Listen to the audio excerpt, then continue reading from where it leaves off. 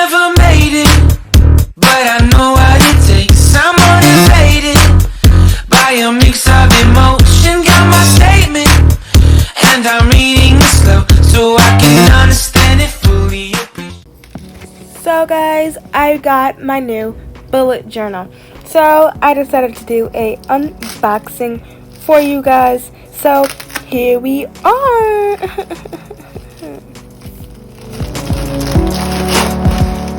This could be an ASMR video.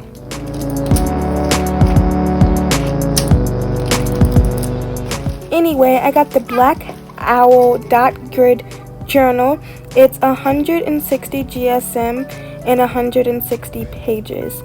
I'm pretty sure the dimensions are 5 by 8.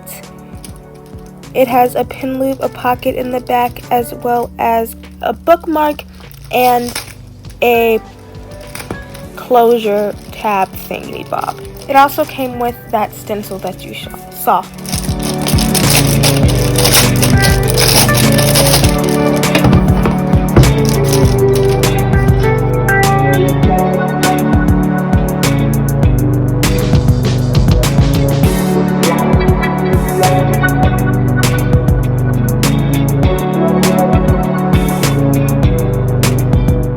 So now I'm just doing a quick little setup, putting the stuff in the pocket and seeing how tight the pin loop is.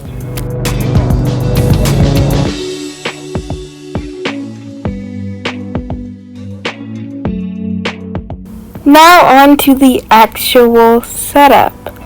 So like always, I already did the whole sketch out in my pencil. So I'm just going to go right in with my marker and pen. So the first thing that every beginner is going to need is their key. This is where you keep all your symbols, your color code, and abbreviations if needed. My key is a dot for tax, events, appointments, a dash for notes, an exclamation point for anything that's important or that I need to complete right then and there when talking about prioritizing. A plus sign means a test or a quiz. The clock is a due date. My color code is very simple. Blue means school and purple is anything else. Then I have 3 abbreviations. Event is EVT, appointments are APP, and back burner is BB.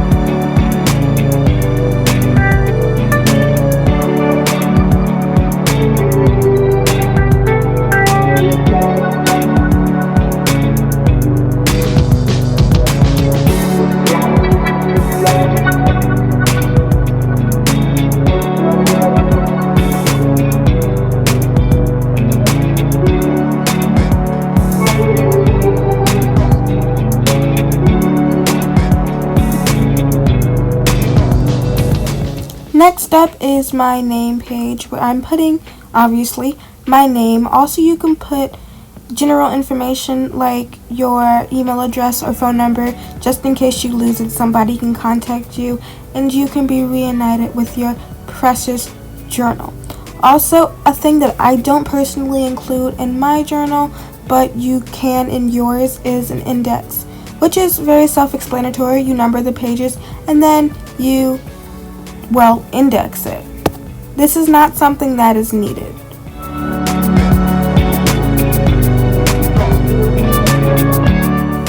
So after I'm done with my name page and key, I go straight into my feature log. I am going to slow down the clip a little bit just so that I can kind of explain what a feature log is. A feature log is basically a place for you to plan something that isn't yet planned or made in your journal. I explained that really poorly, so I'm going to try again. So, for example, this journal is going to be starting during August. My first month in my future log is September because my monthly spread for September won't be done. Therefore, I have no place to record any events that I know of, like birthdays. So I have this page where I can put things that I already know is going to happen before making the monthly spreads. Always use a pencil before marking this spread because it's so easy to mess up one date and you ruin the whole mini calendar. And it's horrible to have to go with your whiteout and do the tedious task of filling in that mini calendar once again.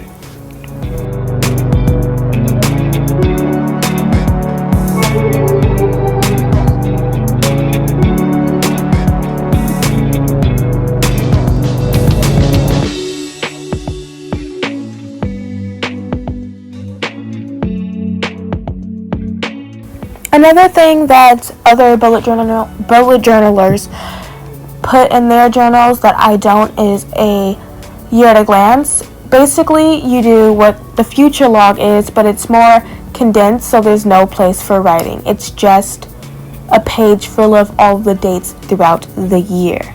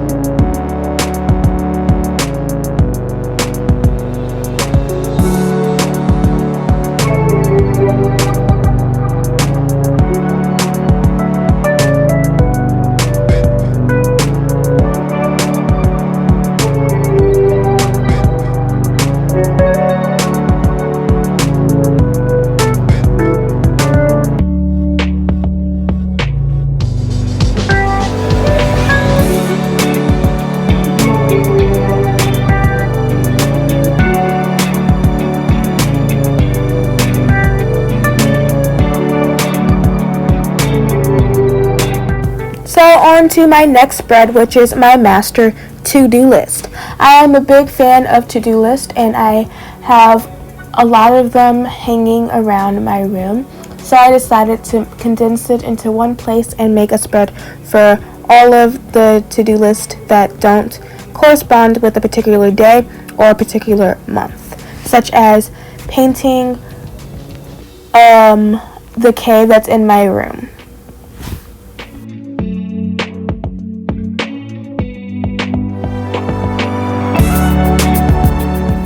Next page is my goals. My to-do lists are really goal-oriented, so I wanted to put my master to-do list next to my goals. For example, if my goal for the end of this year is to make everything look black, white, and gold, which are the colors of my room, something on my master to-do list may be painting the gray K that is hanging on the side of my wall. Stuff like that. I will go into more depth about how to goal set in your planner on a later video.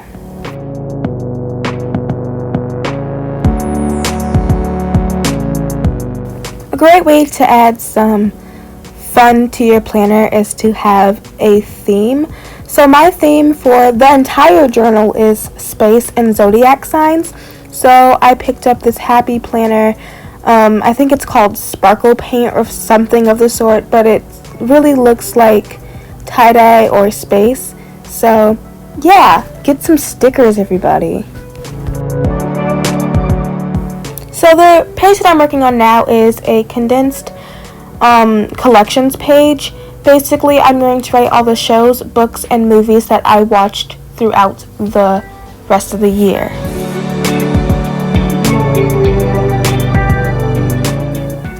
So this is a page that I definitely recommend having, especially if you're trying to keep organized, not only in this journal, but outside of it, like in your life, because that's why we have planners. Anyway, it's a routine spread. So basically you have boxes of your morning routine, nighttime routine, and things that you want to do on a daily, weekly, bi-weekly, or whatever it's called, and a monthly basis. For example, in my morning routine, I would put make my bed, because I want to make my bed every day. In my nighttime routine, I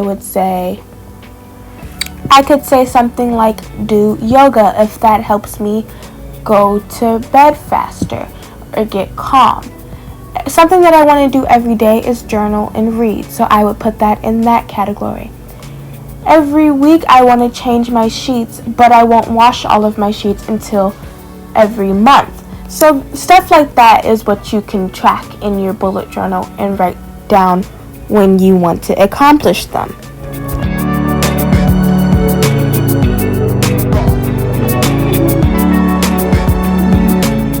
So on the other side, there was a lot of empty space, so I decided to fill it up with a quote that reads, "Today I will not stress over things that I cannot control." Using quotes in your bullet journal is a great way to add a little oomph to it or clear up any empty spaces.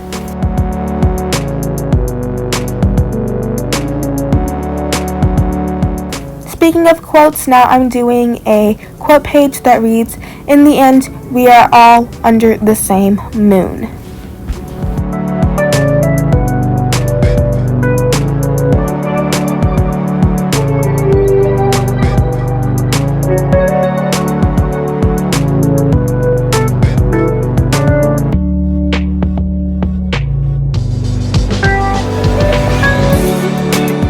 And here is the flip through.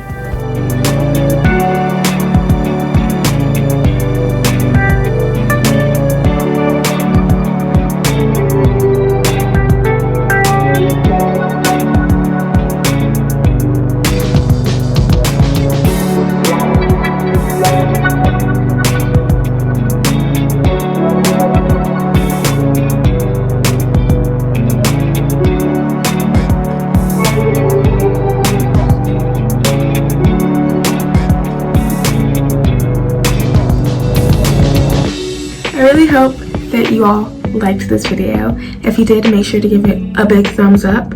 Make sure to subscribe and turn on the bell so you know when I upload a new video.